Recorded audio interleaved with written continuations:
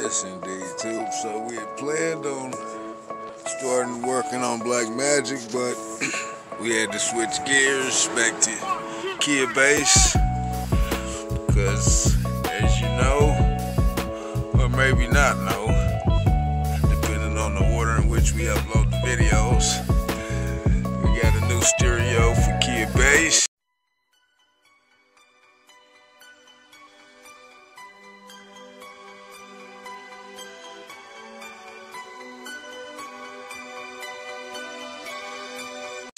People might not have known, because I'm not sure whether I said it or not, but the way I had Kia base set up was like a sleeper setup.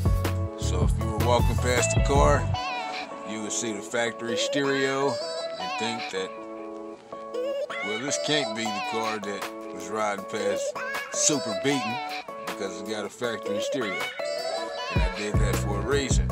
I left it in there and it is still working. But also, at the bottom, I got my JVC, which powers the subs in the system. Now, they can't play at the same time, but they both do work. Just one has to be off in order for the other to play, and that's how we had it set up. It was going to be our competition vehicle until we got Black Magic. So that was our plan. Since we never revealed it, I don't think we'll reveal it now. Yeah, the sleeper setup. So, let me see, I'll show you how it works. Before we tear everything out and just go back to a regular setup. So, our ignition, we got the JVC, which can easily be unplugged and pulled out until we're ready to beat. Like I say, it's on, it's plugged in, it's working. When you're not beaten, or the wife or somebody that really don't like all of that heavy bass, you simply either unplug this or detach it. Then, like I said, the factory stereo is still working.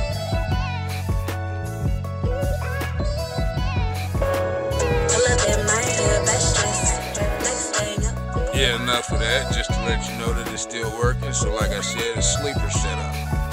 For those who might not have known, this is how we had it set up. Dual stereos, both working, just not at the same time, because obviously that'll scramble the signal.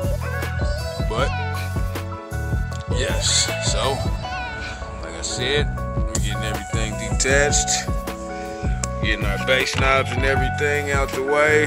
We had, like I said, we had it ran for a competition setup.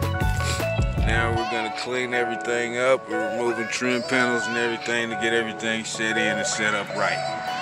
Yes, sir, it's your guy just doing a catch up on our free time. What we got going on in our projects and everything. So we'll get everything tightened up and get back with you. So fast forward a little bit, we got most of the wires we ran. These, we're gonna leave those. These are the wires for our voltmeter. So until we decide which voltmeter we want to run in here, well actually until they come in, we're gonna leave that. But we got the RCAs and remote wire we ran. Got this trim panel put back on. You can see we got the seats and everything ripped out. Back to the front, running the wires. As you can see, through there. I'll let you see where they at for now. I left them like that so you can see the process of running wires in the old, well, in the Kia. I'm thinking about old blue because we'll be doing some of the Helm a little later. For right now, we're in Kia base. Rerunning wires just like that. Alright? So we'll be back with you. Okay, so you see we got the trim all put back together. Everything is ran and secured. Now we're at the point where that tool set that I gave away will come in just handy. We're at the point where we need to remove the dash. Now, as everybody's been doing, you can use screwdrivers, or if you got extremely hard fingernails, you know. But the proper way and the most safe way and secure way is a dash pry toolkit, which, of course, if we gave one away, we got ourselves one, but the time hasn't come yet to reveal our gifts, so that'll be in another reveal. So, like I said, we're at the dash. We'll get it out and be back with you. Yes, indeed. So, fast forward a little bit further. Got the dash removed, and this is where we'll take a pause and probably duplicate this part of the video for another video for the 2006 Kia Spectra stereo replacement. Remove the dash, that part just pries out, and as you see, we've got 4 screws. It should have 4, we've got 2, but 4 screws. And for the kit, it's simple. It comes in 3 pieces. Front piece and 2 side pieces that have to be screwed into the stereo itself. Once you do that, you're pretty much done. It screws right in. So, we'll get that done and be back to you. Yes, indeed. So, fast forward a little bit more. We got everything wired up. And next thing I recommend you do in any stereo install, before you get it tightened up and put back together, turn it on, go through all the functions, make sure that all the speakers are playing, everything is functioning right. Then tighten it up. And one thing I will say on this stereo is, when I first hooked it up and turned it on, only one speaker was playing.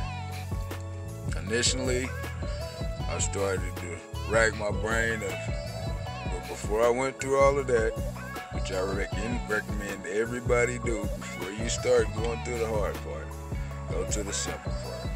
And that is the settings. I went to the settings, I went to setup, and go to audio. Scroll down, you'll see where it says field. It was on one of the speakers. You see that dot? That is your field, which controls the sound to what side. It allows you to customize it best to your hearing experience. So I set it to middle, and all the speakers came on. So that was awesome. So, like I said, everything's working. Let me get it tightened up and get back with you.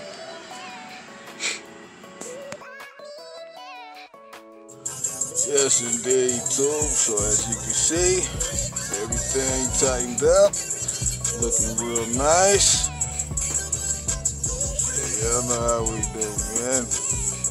We'll get back to the review later on. And once the project is official and everything is done, you know what we do.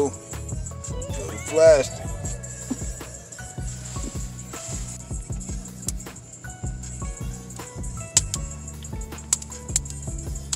Yes, sir, and this is Don Dada. Y'all